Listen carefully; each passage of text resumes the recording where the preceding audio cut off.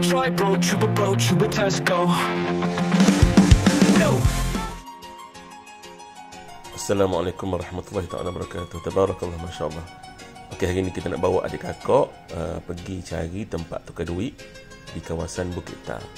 Kalau kami ada 3 lah. 3 spot utama yang kami tukar duit di kawasan Bukit Tar. Sekiranya masuk ikut gate Bukit Bunga.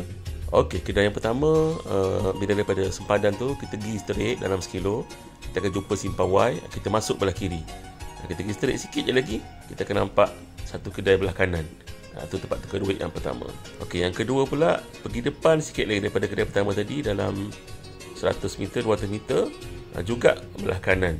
Dia ada macam rumah kedai yang ada grill gitu. Situ port yang kedua untuk tukar duit Malaysia ke Thailand, Thailand ke Malaysia. Dan satu lagi di jalan besar lah. Jalan besar antara Bukit Tar dengan Wing. Kalau daripada Bukit Tar nak menghala ke Wing, dia belah kanan lah, so kena U-turn. Kedai ni.